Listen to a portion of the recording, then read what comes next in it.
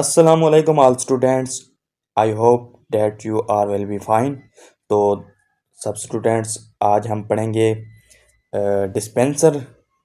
Dispenser होती क्या है? सबसे पहले तो डिस्पेंसर के बारे में ये जानना चाहिए कि हमें इनके बारे में कि इनके कितने सब्जेक्ट होते हैं, कौन कौन से, उनका नाम, सब्जेक्ट्स का नाम क्या है। तो एक डिस्पेंसर होता है, उसके बाद दूसरा उसमें होता है एनाटमी और फिजियोलॉजी, और तीसरा जो सब्जेक्ट है उसका नाम है फिजिक्स एंड केमिस्ट्री। तो दोस्तों इनके डिस्पेंसर के भी प्रैक्टिकल होते हैं, फिजिक्स केमिस्ट्री के भी, एनाटमी फिजियोलॉजी के भी प्रैक्टिकल होते हैं। तो ये बाद में भी डिस्कस करेंगे। तो आज हम स्टार्ट करने जा रहे हैं डिस्पेंसर का फर्स्ट लेक्चर। तो सबसे पहले तो हमें ये मालूम होना चाहिए कि डिस्पेंसर होता क्या है। तो डिस्पेंसर की डेफिनेशन क्या है? तो डिस्पेंसर आप सबको भी पता है कि डिस्पेंसर क्या काम करता है हॉस्पिटल में या किसी क्लिनिक पे। तो वो मैनेजमेंट और ट्रीटमेंट और गाइडेंस वगैरह ये पेशेंट की करता है। तो वो तो हो गया, मतलब कॉमन सा नॉलेज हो गया। तो अब डेफिनेशन क्या है डिस्पेंसर की? अगर शॉर्ट क्वेश्चन आ सकता है कि डिफाइन डिस्पेंसर, तो आप उसमें क्या लिखेंगे? तो उसमें आपने ये लिखना है। तो ये बुक में लिख रहा है कि dispenser is a field of space that specialise in the medium and small scale. कि जो डिस्पेंसर होता है ना, ये दरमियाने और छोटे से स्केल पे काम करता है, ठीक है ना। तो यानी कि जो बड़े स्केल पे होते हैं वो तो एमबीबीएस और आगे जो डिग्री वाले हो जाते हैं। तो जो छोटे स्केल पर होते हैं वो डिस्पेंसर काम करते हैं। अच्छा, the fundamental task is better to manage patients because the discipline of a dispenser is closely related to physiology। तो ये कह रहा है कि ये जो मतलब डिस्पेंसर होता है इसके पास डिसिप्लिन होना चाहिए, ठीक है ना, क्योंकि इसने डील करना है पेशेंट के साथ। तो आपने पेशेंट के साथ किस तरह डील करनी है, किस तरह उनसे बात करनी है, आपका बिहेवियर अच्छा होना चाहिए, आपके पास स्किल्स होने चाहिए, आपके पास नॉलेज होना चाहिए, ठीक है। तो आप ये चीज़ डेफिनेशन में लिख देंगे, ठीक है ना। तो आपकी डेफिनेशन क्लियर हो जाएगी और आपके 2 नंबर या 3 नंबर का शार्ट होगा तो आपकी क्लियर हो जाएंगी, ठीक है ना। लॉन्ग में भी आ सकता है कि डिफाइंड डिस्पेंसर, और आगे आ जाएगा मीन आगे कोई और टॉपिक दे देंगे इसके बारे में लिखो, तो ये भी आ सकता है। अच्छा, तो डिस्पेंसर का स्कोप आपके सामने है कि 1122 में भी अप्लाई कर सकते हैं, तो हॉस्पिटल में, क्लिनिक्स में भी। तो अब आगे चलते हैं, जो हमारा मेन टॉपिक है रिस्पॉन्सिबिलिटीज़ ऑफ अ डिस्पेंसर। तो दोस्तों ये बहुत अहम टॉपिक है, ठीक है ना। ये लॉन्ग में भी आ सकता है, शॉर्ट में भी आ सकता है। ये आप पास्ट पेपर उठा के देखें जो हुए, तो ये कहीं ना कहीं ज़रूर आया होता है। तो आपने इसको ऐसे समझना है कि ये पेपर में आया पड़ा है और इसे तैयार करना है और इसे छोड़ना नहीं है। और ये है भी आसान, ये इतना मुश्किल नहीं है कि टफ नहीं है। ये कॉमन सा मतलब कॉन्सेप्ट है, आपके जहन में आ जाए तो आपका ये क्वेश्चन हल हो जाएगा। तो आपने इस क्वेश्चन को बिल्कुल भी नहीं छोड़ना। तो अब ये बुक आपने फॉलो करना है, बुक को आपने स्टार्ट में सिर्फ बुक को फॉलो करना है। आपने नोट्स पर या इधर उधर की चीज़ों पे वो नहीं ध्यान देना, आपकी तवज्जो हट जाएगी। फिर आप चूँकि ये पंजाब मेडिकल फैकल्टी ले रही है पेपर, तो पेपर कहीं से भी आ सकता है। तो फिर आप वैसे कंफ्यूज होंगे कहाँ से है कहाँ से नहीं है। तो वो फॉलो करते हैं जस्ट बुक को, बुक से पेपर बना देते, तो आप भी बुक को फॉलो करें। अच्छा, रिस्पॉन्सिबिलिटीज़ ऑफ अ डिस्पेंसर। तो जाहिर हो रहा है कि एक डिस्पेंसर की जिम्मेदारियां क्या होती हैं, तो आपने उनको बताना है। अच्छा, पहला वो लिखता है to provide and maintain stock of medicine for patients, ठीक है ना। जो मेडिसिन का स्टॉक होगा उससे क्या करेगा, मेंटेन करेगा, किन के लिए, पेशेंट्स के लिए, ठीक है ना, क्योंकि पेशेंट को देने हैं ना मेडिकल मेडिसिन।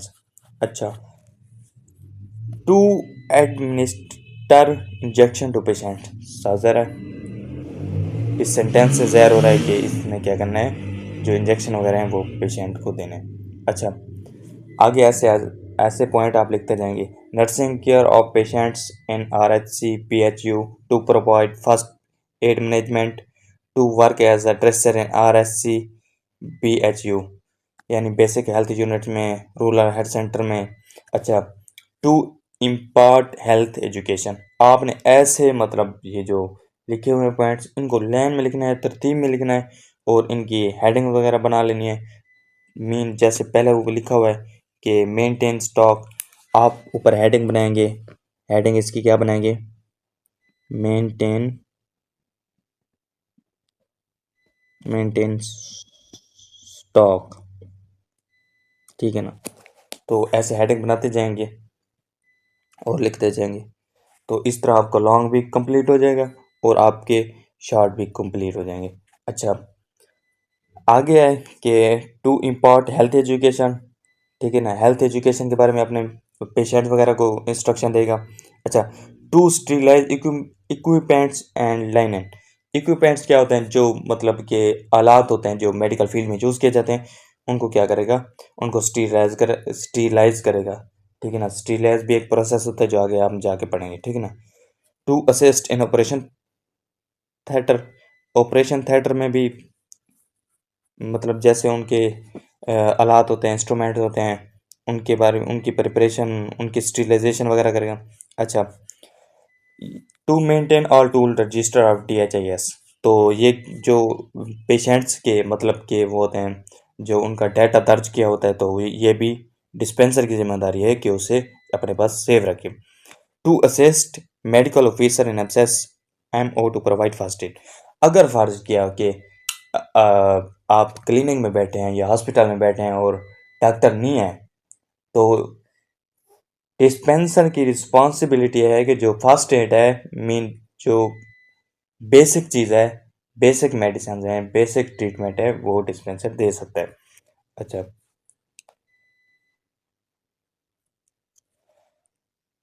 अगर डॉक्टर वगैरह नहीं होता या कोई मतलब जो बड़ा होता है वो नहीं होता, तो उसको किसने मैनेज करना है? डिस्पेंसर ने। To collect OPD fees ETC, मतलब जो कि फीस वगैरह होती है, अगर प्राइवेट में है तो, या सर गवर्नमेंट में है या जहाँ भी है, तो वो पर्चे वगैरह जो बनाते हैं, तो वो फीस भी किसने पे रिसीव करनी है? डिस्पेंसर ने। अच्छा, to look after office management, office की मैनेजमेंट भी किसके जिम्मे है? डिस्पेंसर की, यानी ऑफिस की जिम्मेदारी भी डिस्पेंसर की जिम्मे है और इसने उसे मैनेज करना है। To look after hospital building, इसने हॉस्पिटल की बिल्डिंग भी संभालनी है, मतलब उसके अंदर उसकी क्लीनिंग वगैरह हो गई, उसके अंदर जो चीज़ें पड़ी हैं उनका ख्याल हो गया, तो ये किसके जिम्मे है?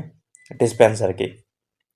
टू टीच डिस्पेंसर स्टूडेंट्स, कहते हैं कि ये चीज़ें किनको पढ़ानी चाहिए? डिस्पेंसर के स्टूडेंट्स को, और ये डिस्पेंसर के स्टूडेंट्स की रिस्पॉन्सिबिलिटीज़ में आ जाती हैं, तो इनको बिल्कुल भी नहीं छोड़ना, ये बहुत अहम टॉपिक है। अच्छा, आगे है कि टेक्निकल रिक्वायरमेंट्स, ठीक है ना, यानी कि टेक्निकल क्या रिक्वायरमेंट्स होनी चाहिए एक डिस्पेंसर के लिए, मतलब उसे क्या क्या टेक्निकल चीज़ें आनी चाहिए। अच्छा, to know how to operate use and maintain BB apparatus, thermometer, autoclave, dressing trolley and other medical equipments ETC, कहता है कि उसे मतलब कॉमन सी जुबान में बात करें तो उसे BP चेक करना आना चाहिए, उसे जो मतलब ऑटोक्लाव वगैरह स्टीलाइज के लिए यूज़ किया जाता है तो उसे उसका यूज़ आना चाहिए, ठीक है ना, डिस्पेंसर को। जो स्टॉक होगा मेडिसिन का, to maintain stock other register, ठीक है ना, जो मेडिसिन का स्टॉक होगा मतलब उनके एक्सपायरी डेट और मैग्निफिकेंट डेट, और मतलब पेशेंट को कैसे कितनी दी है, क्या दी है, उसकी क्वांटिटी वगैरह, वो रिकॉर्ड भी किसके पास होना चाहिए? डिस्पेंसर के पास। अच्छा, basic knowledge of pharmacology and pharmacy, यानी जो बेसिक चीज़ें होती हैं, मतलब फार्मूलेशन वगैरह थोड़े से हो गए, उनके यूज़ हो गया, तो वो भी डिस्पेंसर को मालूम होना चाहिए, ताकि ये मालूम होना चाहिए कि मतलब ये आप मेडिसिन दे रहे हो तो इसका क्या यूज़ है, इसका क्या साइड इफ़ेक्ट है, तो ये भी इसके बारे में हाउ नाउ होनी चाहिए। अच्छा, आगे है ड्यूटीज एज अ ड्रेसर, ठीक है ना। जो जख्म हो जाता है, एक पेशेंट है उसे ज़ख़म हो जाता है, तो उसे किसने कवर करना है, वो भी डिस्पेंसर ने करना है। तो उसके बारे में भी उसे हो ना होनी चाहिए भी कैसे करना है। अच्छा, पहला पॉइंट लिख रहा है कि dispensing dressing of wound of OPD in patients, ठीक है ना। जो वाउंड हो जाएगा, ज़ख़म हो जाएगा पेशेंट को, उसे पट्टी किसने करनी है, डिस्पेंसर ने। अच्छा, to demand linen dressing to maintain in stock, जो चीज़ें मतलब उस वाउंड के लिए या किसी भी ट्रीटमेंट के लिए ज़रूरी हैं, तो उसे मेंटेन रखने का काम किसका है, डिस्पेंसर का। टू वॉशिंग क्लीनिंग ऑफलाइन है, ठीक है ना। जो चीज़ें मतलब इक्विपमेंट्स वगैरह होंगे तो वो किसने साफ़ करने हैं, धोने हैं, वो डिस्पेंसर नहीं धोने, उसी का काम है, ठीक है ना। To prepare dressing trolley. अच्छा, तो इसमें यही चीज़ें आ जाएंगी, मेन मेन चीज़ें कि कैसे वो एटोक्लेम की मैनेजमेंट, और जो मतलब कि वाउंड्स वगैरह के लिए पट्टी वगैरह ज़रूरी है, तो वो भी किसने मैनेज करनी है, डिस्पेंसर ने। अच्छा, आगे है कि duties as a stroke keeper medicine general stroke keeper. अच्छा, कहता है कि to maintain store, to prepare mixture lotion suspension ointments वगैरह, ये भी किसके मैनेजमेंट में आ जाती है, डिस्पेंसर के मैनेजमेंट में। और इसने क्या करना है, इन चीज़ों को मैनेजमेंट रखना है, यानी कि मेडिसिन वगैरह की। तो इस तरह आप पॉइंट में लिखेंगे, पॉइंट बनाकर, तो आपका मतलब लॉन्ग क्लियर हो जाएगा। इसके अलावा मैं आपको आप थोड़ा इनके मतलब पॉइंट्स वगैरह मैं समझा देता हूँ, तो किस तरह आपने पॉइंट्स वगैरह लिखने हैं, ठीक है ना। अब देखिए, मैंने आपको पॉइंट्स बना दिए हैं, ठीक है ना, ताकि आपके लिए, आप लोगों के लिए आसानी हो जाए। तो आपने क्या करना है, इन पॉइंट्स पे फोकस करना है, ठीक है ना।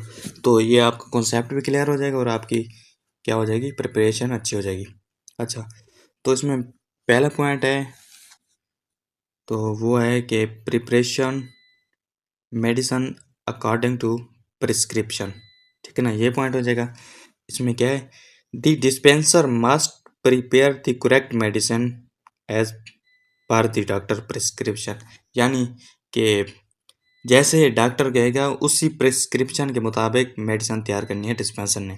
अच्छा, dispense correct dosages, dispense correct dosages क्या मतलब है, इसका मतलब है कि provide the right dose and explain the method of use clearly to patient, यानी कि आपने जो मेडिसिन देनी है वो क्या करना है, करेक्ट डोज देनी है जैसे डॉक्टर ने बताया है। अच्छा, आगे पॉइंट है मेंटेन स्टॉक ऑफ मेडिसिन, इसमें क्या करना होगा, स्टॉक से ये हेडिंग से ज़ाहिर हो रहा है कि maintain of stock of medicine क्या करना है, देखिए देखना है कि हमारे पास कौन सी मेडिसिन अवेलेबल है, कौन सी नहीं है, तो उसके मुताबिक आपने रिपोर्ट बनानी है और आगे देनी है कि ये मेडिसिन मंगवाएं। अच्छा, इंश्योर क्लीनेस एंड हाइजीन, ठीक है ना, इसका क्या मतलब है कि माहौल को साफ रखें, जर्म से पाक रखें, ठीक है ना, सिंपल सी बात है। मेंटेन पेशेंट कॉन्फिडेंटली, इसका मतलब ये हो गया है कि आपने पेशेंट को क्या करना है, उसे कॉन्फिडेंट रखना है, उसे कॉन्फिडेंस देना है कि आप बेहतर हो जाएंगे, उसे तसल्ली देनी है, यानी कि सिंपल अल्फाज में। कीप प्रॉपर रिकॉर्ड्स, क्या करना है, जो मेडिसिन होगी आपके पास या जो पेशेंट होगा उसका रिकॉर्ड आपने अपने पास प्रॉपर रखना है, ठीक है ना। शो इथिकल बिहेवियर, इसका मतलब ये हो गया है कि आपने पेशेंट के साथ ऑनेस्ट रहना है, रिस्पेक्टफुल रहना है और प्रोफेशनल रहना है, ठीक है ना, स्टाफ के तौर पर उनके साथ कोई बद अखलाकी नहीं करनी। लेबल मेडिसिन प्रॉपरली, मेडिसिन को आप लेबल कर रहे हैं, उनके ऊपर लेबल लगा रहे हैं, ठीक है ना, उनकी जो इंस्ट्रक्शन वगैरह या उनके बारे में जो भी मालूमात हो उनको लेबल कर लें ताकि आप लोगों के लिए आसानी हो जाए डिस्पेंसर के लिए। वर्क अंडर सुपरविजन, जो मतलब कि आपने क्या से वर्क करना है, आपने जैसे आपको डॉक्टर साहब कहेंगे तो आप, या फार्मासिस्ट आप कहेंगे, तो आपने उनके मुताबिक, उनकी सुपरविजन के मुताबिक, उनके इंस्ट्रक्शन के मुताबिक आपने काम करना है। आप अपनी मर्जी के मुताबिक नहीं, उनकी जैसे वो आपको इंस्ट्रक्शन देंगे आपने ऐसे काम करना है। अच्छा दोस्तों, तो आज के लिए इतना काफ़ी है। तो ये एक बहुत अहम लॉन्ग है, शॉर्ट भी है लॉन्ग भी है, और इसमें से एमसीक्यूज भी आ सकते हैं।